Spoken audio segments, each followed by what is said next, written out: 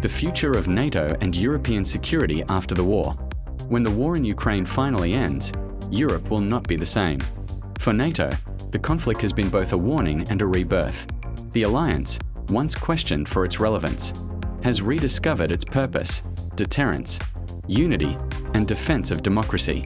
Tanks rolled across borders once again, and the world realized that peace cannot survive without power. This is not the NATO of the Cold War, nor of the 1990s. It is an alliance preparing for a new era of confrontation, one defined by advanced weapons, cyber warfare, and strategic uncertainty. This is the story of how NATO and Europe are reshaping the security map of the 21st century.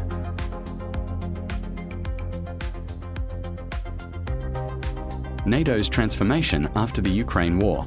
The war in Ukraine was NATO's wake-up call. For decades, the alliance had focused on counter-terrorism and peacekeeping missions. But suddenly, it faced the return of full-scale conventional warfare on its borders. In response, NATO deployed more troops to Eastern Europe than at any time since the Cold War. Poland, Romania, and the Baltic states became frontline defenders. Defense spending across Europe surged, reversing decades of decline. Germany, long cautious, announced its largest military investment since World War II. NATO's strategy shifted from reaction to readiness, from peacekeeping to deterrence. The alliance rediscovered what it was built for: collective defense. And with it came a renewed sense of purpose, unity, and urgency. The new European security landscape. The war redrew Europe's mental map. Once, borders seemed permanent. Now, every capital reconsiders its defense.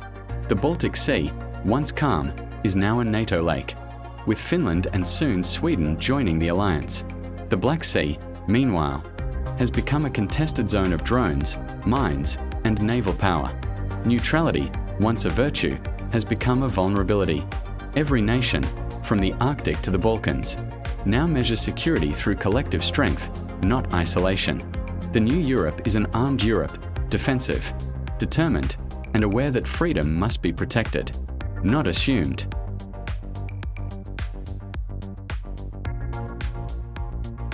The United States and NATO, the transatlantic bond.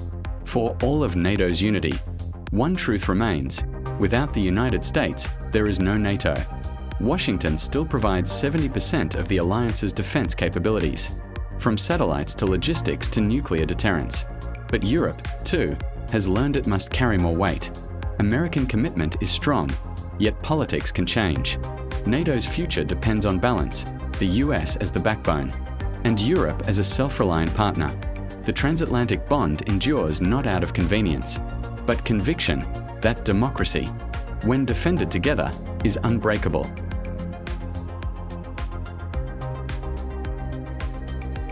The Eastern Flank, Europe's new front line. The Eastern Flank is no longer a frontier, it's the wall of Europe's defense. Poland builds new bases and hosts American armored divisions. The Baltic states dig trenches and install anti-air systems. Romania guards the Black Sea, while Slovakia and Hungary monitor every movement on their borders, beyond the tanks and troops. This is psychological, a shift from complacency to vigilance. Europe's front line is no longer theoretical. It is real, fortified, and ready. Technology, cyber warfare, and the new battlefield. The wars of tomorrow are already here, invisible, digital, and relentless. NATO's greatest challenge is no longer tanks or missiles, but information itself. Cyber attacks strike government networks daily. Artificial intelligence guides both defense systems and disinformation campaigns. The battlefield now extends into cyberspace, outer space, and the electromagnetic spectrum. To adapt, NATO created new cyber commands, investing billions into quantum encryption, satellite resilience, and digital shields. In this new war, victory is not about territory, it's about control of data, code, and trust. The alliance that secures the digital world will secure the future.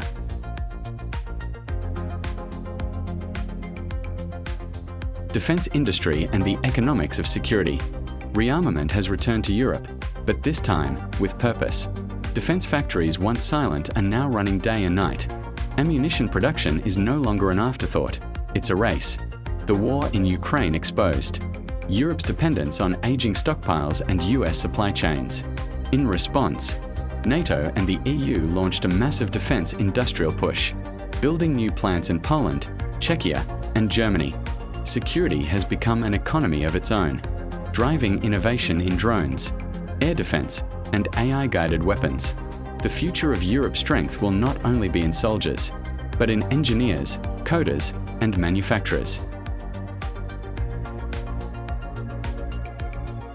Global strategy: NATO beyond Europe. NATO's mission no longer stops at Europe's borders. The alliance now faces global challenges: China's rise, instability in Africa, and the militarization of space. Partnerships extend from Tokyo to Canberra, from Seoul to New Delhi. The Indo-Pacific is no longer distant. It's connected through trade, energy, and security. NATO's expansion of vision marks a turning point, a recognition that the next global conflict could begin anywhere and affect everyone. Europe's defense is no longer regional, it's planetary.